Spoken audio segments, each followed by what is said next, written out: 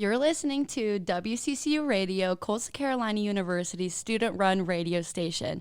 You're listening to the Chanticleer's news segment on the WCCU Radio, and you're back with Madison Sharrock, the managing editor of all content for the Chanticleer. And if you don't know, the Chanticleer is the student-run newspaper on campus. Tomorrow we have an issue coming out at 8 a.m. If you're on campus, feel free to pick up any copy in any of the academic buildings all around campus.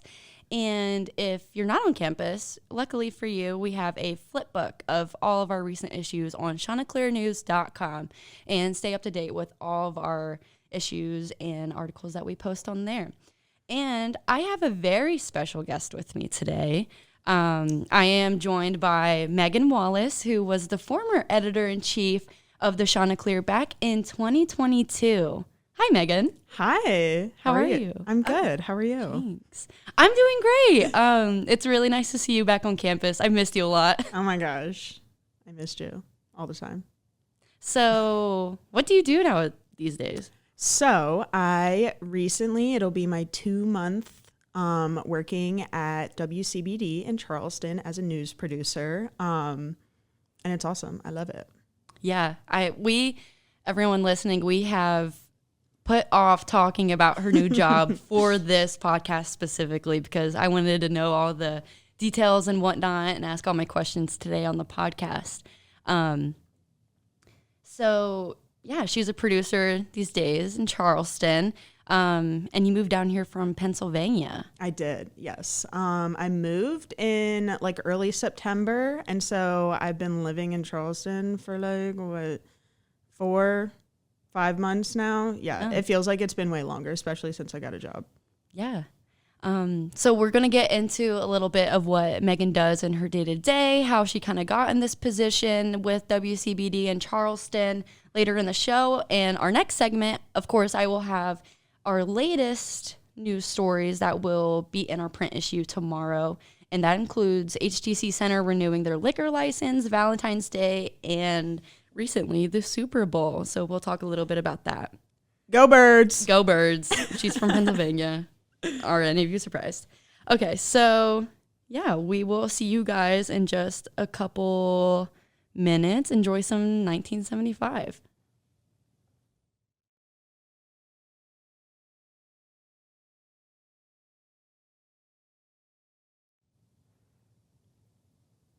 You're listening to WCCU Radio, Coastal Carolina University's student-run radio station, and you're back with Madison, the managing editor of all content for the Chanticleer. And Megan Wallace. And we're going to get into a little bit of some of the news that's happening on campus. And Megan, as a graduate, she doesn't really know what's going on campus. So we're going to give that just a little pause, and we're going to talk about what's been going on. So far, the HTC Center is actually renewing their liquor license. And I feel like a lot of students, a lot of just people on campus don't really realize that CCU sells alcohol. So that was a big story for this issue that's coming out tomorrow. And their liquor license is being renewed, and it should be completed this month. We will have a follow-up on that to let everyone know. And it's because all South Carolina universities must renew their liquor license every few years because it's mandated by the South Carolina Department of Revenue and the Alcohol Beverage Licensing to ensure legal sales on campus. And so far, the only legal sales that can happen on campus is from CCU Food Crew or Aramark. And it's widely believed that CCU is a dry campus. There's no alcohol allowed in any university housing, such as if you're living in the dorms on campus or if you're living in University Place, which is university housing, which is off campus, off of 544 by the Circle K. You're not allowed to have any alcohol there. But it's always been kind of a confusing topic because CCU hosts tailgates. And from personal student experiences, there's no IDing. The only rule is that there's no glass bottles. I always found it fascinating that, especially when I toured in 2019, they really made it a point that it's a dry campus. Even if, because you can be over 21 and living in UP or on campus housing, And then when I saw a tailgate for the first time, I was just like, oh, so like you're allowed to drink in this designated area. In the sand pit. Yeah, no, literally in the sand pit. They have like people like letting you in and just making sure there's no glass bottles, like no liquor. But like that's kind of the only rule, which is awesome, which is so fun. I like how it's like contained chaos. Like, yeah. You know, if you're doing crazy stuff, obviously they're going to probably like kick you out, but it's still nice. Like, don't act like an animal. But of course, recently, like when Megan was a student here, there was a tailgate lot right by the old soccer stadium, kind of by where they're building the new practice facility now. It was that little lot, but now they have moved tailgating to right outside Britain. I'm looking at it, inside the field, inside the outdoor track. Last tailgate I went to, there was a live band. There were so many people. I'm pretty sure it was parents' weekend too, so there was just a lot of crazy. There was some parental guidance, but well, actually, I mean, freshman year, and my freshman year was before COVID, so there was a lot of differences there, but they kind of had a tailgate in a different place each time. So I think we were getting played on ESPN, and they held a huge tailgate right in that same spot over there. And it was insane. It was crazy. And everyone wanted to try and get on TV. But it wasn't until I want to say my like sophomore year that they started making that area across from the baseball field, like the designated area for tailgates. But honestly, I think over here is better. It's easier for people to get to. It's not like you're not crossing like whatever that street is. University Boulevard. Yes, yeah. That's always really dangerous. Even though they close it off, even though the shuttles are still coming around. But yeah, I agree. It's a bigger space. And I mean, yeah, contained chaos. I like how you said that. It's kind of like, it's supervised. Yeah. There are people there to supervise. But anyway, moving on. Yeah, it's been believed that CCU is a dry campus, but the vice president, or associate vice president, excuse me, of auxiliary enterprises, Sandra Baldridge Adrian, said that dry campus is an old term because CCU has always sold alcohol at sporting events. And I mean, like, we have the tailgates like we just talked about. So it's kind of an old term. And kind of touching on a point that you just brought up, if you're 21 years old living in university housing, you used to be able to apply for a wet suite, but I don't even think like you have to apply anymore. Like I really think Coastal is going through a transition where, okay, we're a small university, we have to contain it, and then it's like they're growing, and like we're growing to like, we're not near the numbers of like Clemson, USC, but like we're a growing South Carolina university. Yeah. So yeah, that's an interesting topic. Read more about that online or in the issue that's coming out tomorrow at 8 a.m.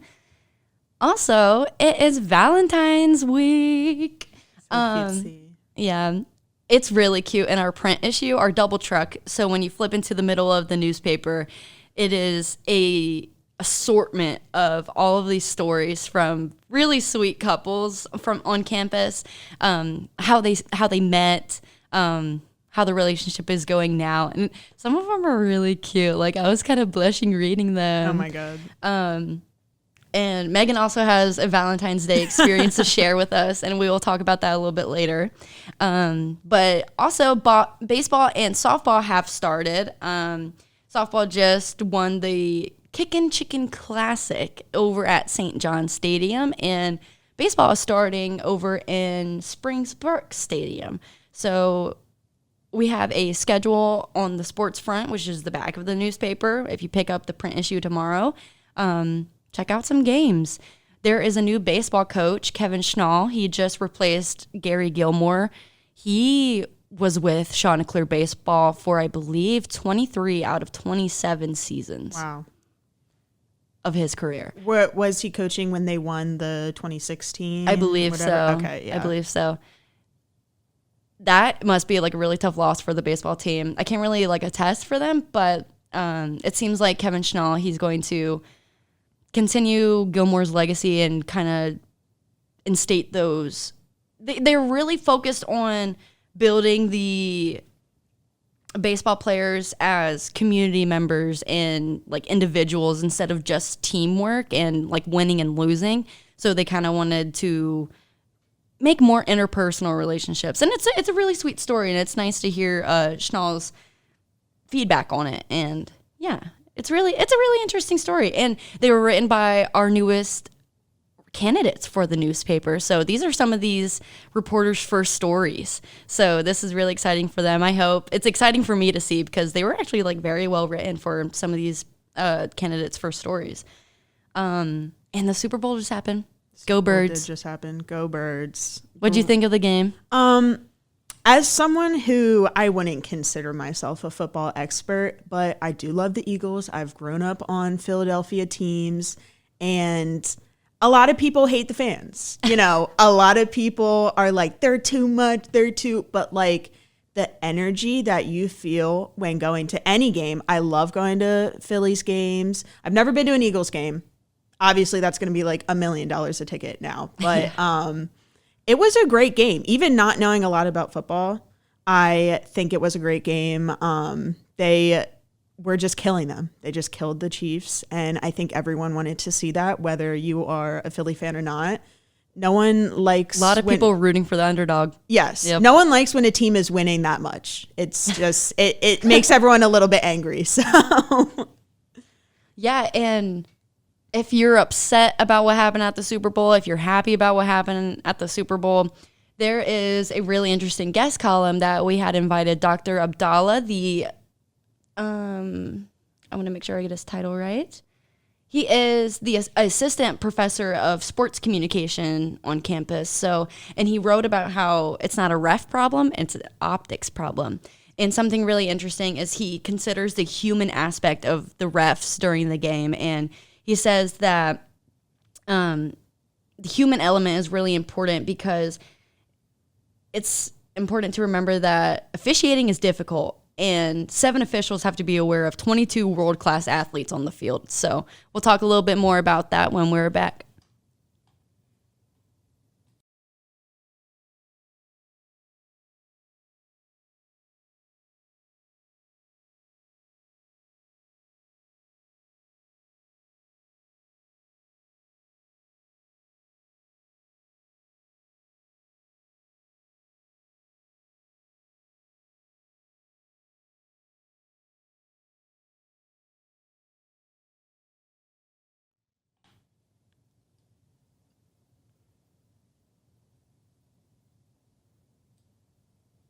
You're listening to WCCU Radio. You're back with Madison and Megan here, and we just finished talking about the Super Bowl. So speaking of the Super Bowl, Megan is from PA, and you just received your bachelor's in communication in 2023. I wouldn't say just, but yes. Well, somewhat recently. It's recent to me. Yeah. So being on campus, I'm like, oh my God, it feels like it's been like a year since I was here, which makes me feel old, but... So what was your college experience like coming down here from PA, the PG version of your college experience? It was definitely a big adjustment when first moving down here. And also I started before COVID, which I feel like is a big difference because it is.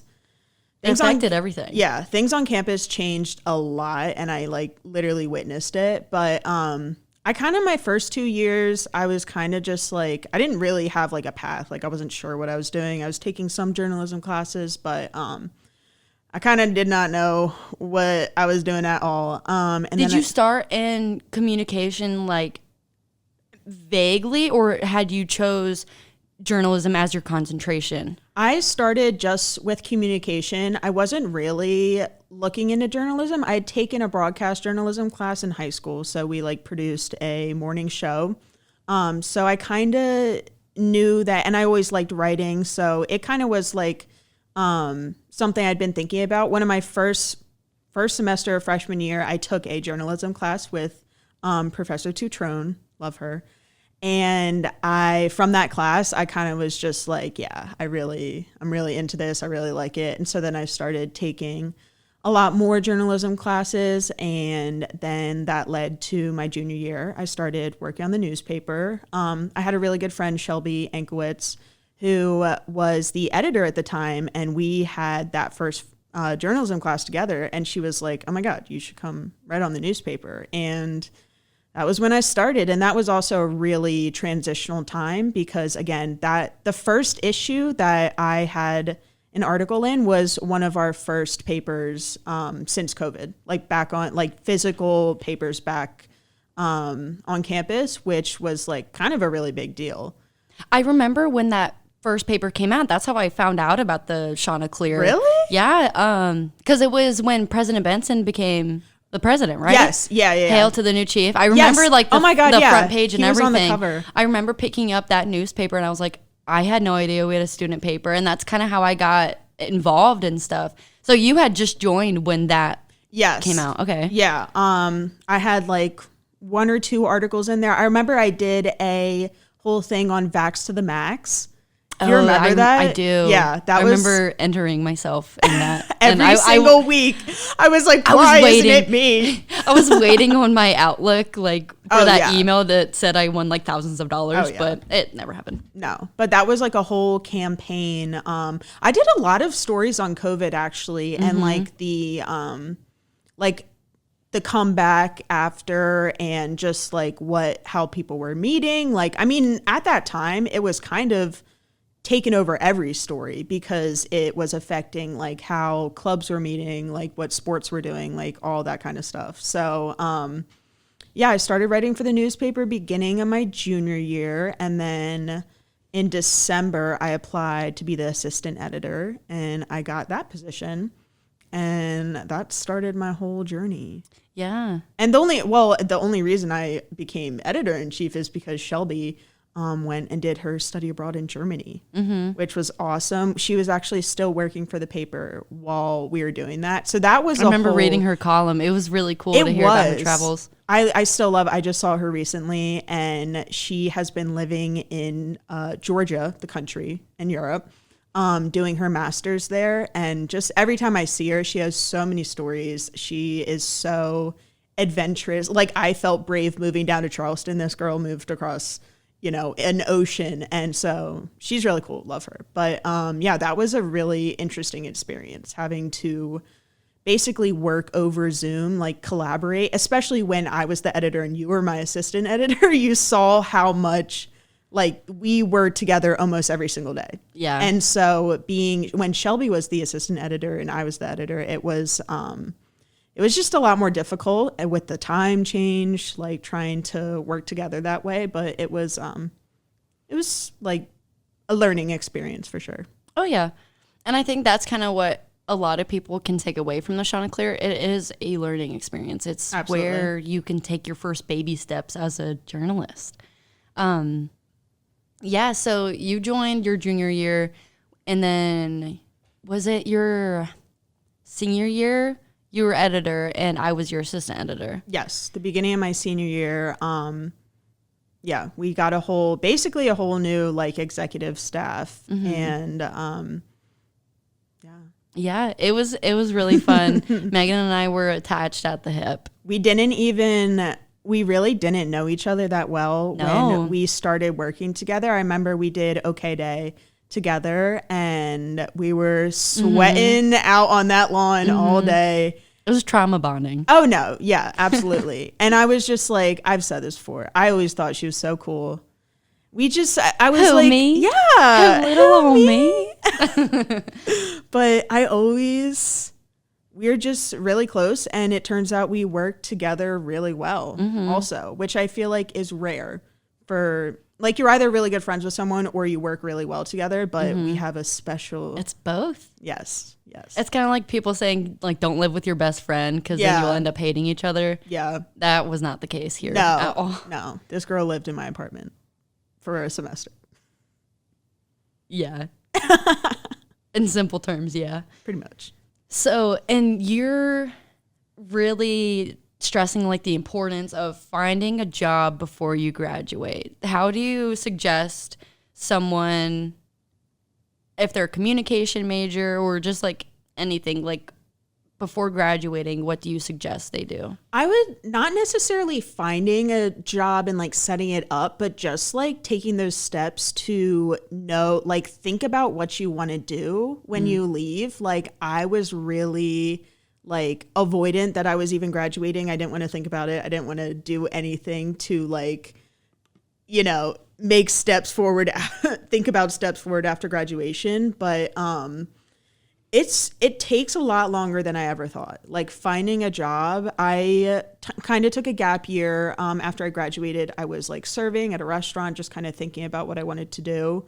But if I had done that, like, you know, even a semester, like my last semester of college, if I had started thinking about that, I think it would have put me in a lot better space. And Coastal has so many like opportunities to like help you get a job, like career services.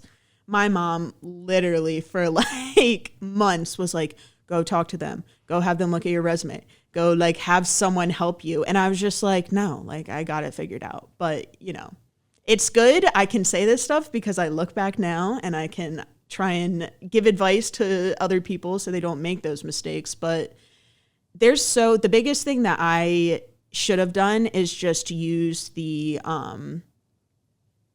like tools and the materials that like Coastal was giving me and use them for your benefit. I mean, like there's so many free things like that they are offering to you. Like this stuff, a lot of people, when you get out, you need to go see like recruiters and like people you have to pay for. So when they're offering it to you, take it. Like take that opportunity and use that and, you know, learn from my mistakes. I feel like even though we have a smaller communication department and like journalism program, I feel like people can use that to their benefit. And because it's a smaller program, I feel like it's kind of easier to make connections that way. Oh, yeah, absolutely. Were there any professors that you really connected with? Of course, like I said, Professor Tutrone before, a lot of people, I feel like she just wasn't the most popular. She's a hard person. Like she's a hard professor, but it made me like, I saw what it would really be like working on TV because she worked for a TV station. Mm-hmm. And also Professor Pitluck. I had him sophomore year. I was the only person who attended in-person classes. Everyone else was on Zoom. But just that, like, it was like he was one-on-one teaching me every day, which was really, really cool. It was a really great experience. I learned a lot from him about print writing in that class, which definitely helped me with the like working on the newspaper as well. Yeah, and we will get more into this in just a few minutes when we're back.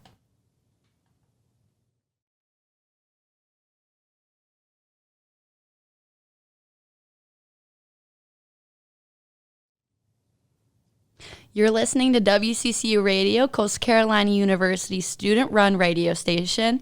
You are listening also to the Chanticleer's news segment on WCCU Radio with Madison and my special guest, Megan Wallace.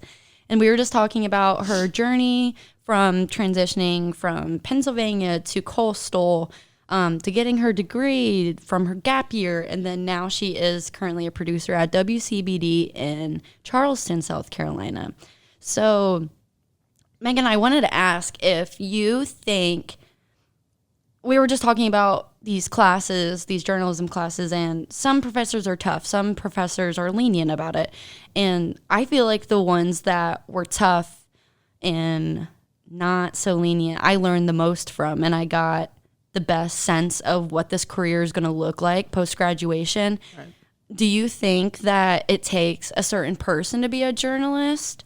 Absolutely. I recently had this revelation, and I was just thinking, like, why do I enjoy this so much?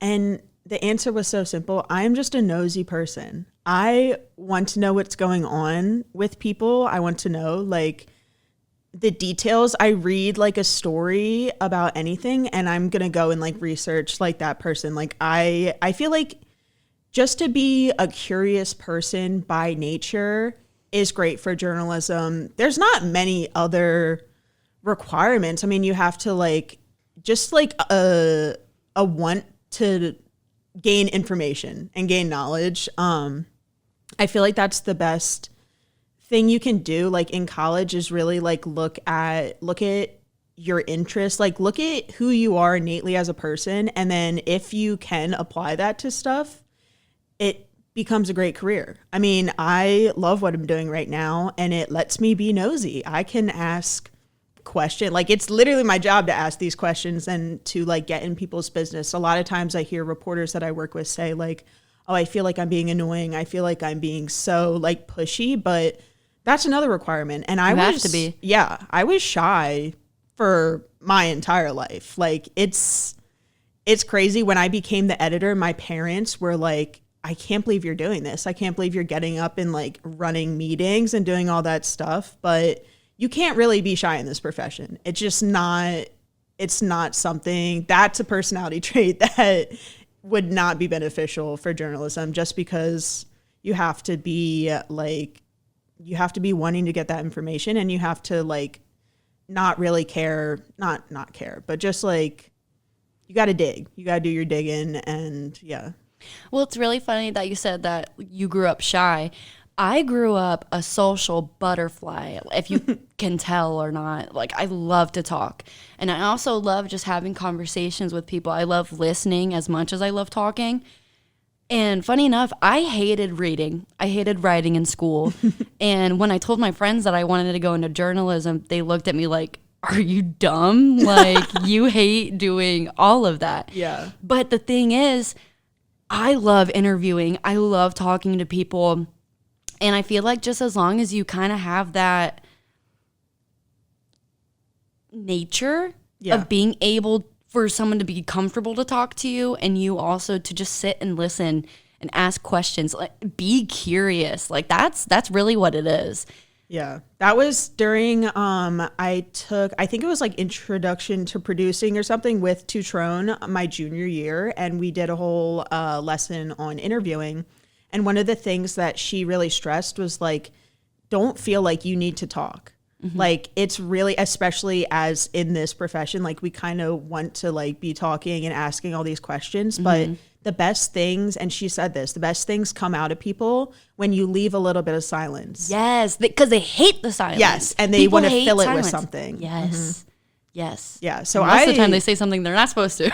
Exactly. When you leave it out in the open like that. But yeah, that's one of the most important things about, especially about interviewing, is like knowing when to like kind of shut up and let people tell you what they want to tell you. Sometimes without prompting, it works better that way. Right. Definitely. Yeah, I didn't really have an idea of what I wanted to do when I came to college. I was just kind of like, let's try journalism. And I ended up loving it. My very first journalism class I had, it was Sharon Tutrone. See? First we have ever that in class. Common. My first ever class. It was journalism. It was with her. And yeah, she was tough. But I was like, wow. She makes really you like want it. to like work your butt off to do good. Like academic validation. No, literally. And we are so similar in that way where like I wanted to impress her. I wanted to be like, look, I'm good at this, because she's so hard to impress. So I can't say enough good things about Sharon Tutrone. She was hands down one of my favorite professors, I have to say. Love her. Yeah. Yeah, we have a lot of good people in the comm department. Absolutely. Dr. Holliday, shout out. Yeah. Dr. Abdallah too. Shout out. Shout out. Shout out. Shouts outs for everybody. Yes. So yeah, shout outs. Just shouts outs to the comm department as a whole, because yeah. And I mean, like, being involved with the newspaper, it's kind of like, how do you not have those connections? Like, you're kind of forced to when you're in the newspaper. And shout out to the Chanticleer. They have improved just from like, since I graduated, like almost 2 years ago, they have grown and improved doing this show. Like the social media has been just amazing. It's to see the growth of it in even the last like 5-6 years is really, really cool to see. And especially from like starting out when I started there and we just, came out with a print edition to like what you guys are doing now. I love to see it. It makes me really happy that I got to be a part of that when I was here. And if anyone listening has been in the newsroom, we have almost all the issues dating back to even before like Megan's time hanging up on the wall. And it's really interesting and rewarding to see like the tangible improvement and progress of the Chanticleer. Like even just the front page design, you can just see it, and the quality is just, it has improved so much. And I feel like I can say that too because I joined when I was a freshman. I'm a senior now. So yeah, I appreciate that, Megan. Thank you so much. I'm so proud of you. I'm so proud of you. I mean, and I don't mean to like toot Megan's horn, but I really don't know if like I would be here today without Megan, because I joined the Chanticleer as a timid little spring semester freshman. I was really shy. I didn't talk to anybody. Which is why it's funny. Which is weird. When you said you were a social butterfly, I was like, when I met you, it was not like that. But then it's because it was a small room. I knew nobody. But that was kind of when Megan was taking over as editor-in-chief. And I was like, I like this girl. And lucky enough, she liked me too. And she kind of like took me under her wing. I mean, I've learned so much from you, honestly. Aww. I really have, like, not even just, this is how to write this in AP style, like how to talk in front of a room and not be afraid of, you know, is this person going to be angry? Like, you do what you have to do to be a leader, and I learned a lot of that from you. I also learned a lot of what not to do from you. Because I can't toot your horn too much. So. No, you need to humble me a little bit as well. But like I mean, the most loving way possible. Of course. And I have to, that same way that what I was for Madison, Shelby was that for me. Shelby really introduced me to the paper, to journalism, to all that kind of stuff. I feel like we were just talking about that. It's really essential to have kind of a mentor or someone that is going to lead you on this path and just like, you know, give you the tools you need to succeed in that. Yeah. So I'm like really lucky to have met you and all the professors and faculty members in the comm department too. I mean, working with Megan on the newspaper was really beneficial and memorable to me. I mean, our word. So we would always have this joke, and we would call ourselves Woodward and Bernstein, the two reporters who uncovered Watergate with Nixon and everything. And we were doing an investigative story when students were living in the Four Points Hotel by Sheraton, down 501, because we didn't have enough housing for them. And we did a story on that. We were outside the hotel waiting for the shuttle to pull up. We're getting pictures. We're talking to all these people. And we ended up winning a second place award for the SCPA. Second place award for news story. And that was super rewarding. It was really awesome. To win it with like my best friend also. Yeah.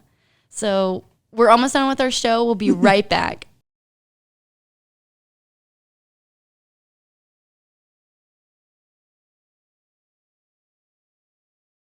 You're listening to WCCU Radio, Coastal Carolina University student-run radio station. You are back with Madison and my special guest, Megan Wallace. And Megan would like to share some closing advice on how she got to her producing job. If you're also a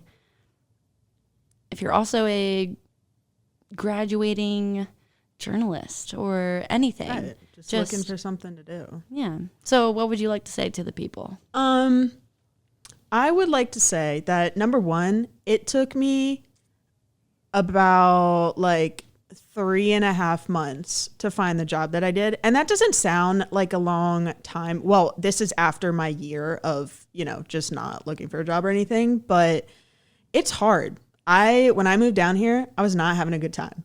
I felt like just kind of lost. I was like, why did I come here? Like, what am I doing? You know, and I got this job. And I mean, obviously to find something you're passionate about, which I'm really lucky. I was avoiding TV news. Like, I knew this is what I went to college for, and I could easily come and get this job, but I was kind of avoiding it because I was scared of the hours. I was scared of the pressure.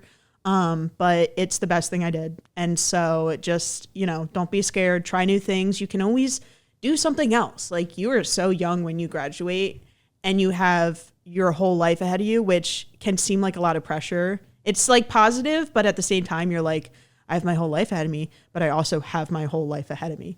So, but utilize your resources, use what Coastal is giving you, and just find something you're passionate about. That's the most important thing. You want to love your job. And if you love your job, it doesn't really feel like a job. So if you love your job, you never truly work a day in your life. Exactly. And I really hope that you're loving what you're doing, because like producing a TV show, you're running it. It's really cool. It's so cool to go in. I basically go in, I put together a show, I take people's stories, I do camera angles, like I put in like the lower thirds, the supers on there, and then I will go and I go in the booth and like I am controlling everything. Like it's not something that like I was looking into reporter like MMJ multimedia journalist jobs, and producing ended up being like what's perfect for me. Like I'm really glad I'm in this specific position rather than something else, because it's really cool. It's really awesome to have like my work be on TV every day. So I love that. And I have yet to see it, so I have to watch it. Yes, you do. You should. Yeah, I'm really proud of you, and thank you, Megan, for being on Thanks my for show having today. me. Yeah. And reminder for everyone to pick up our issue that will be out on tomorrow at 8 a.m. in all academic buildings on campus. So, yeah, thank you so much for tuning in. Thank you. Bye. Bye.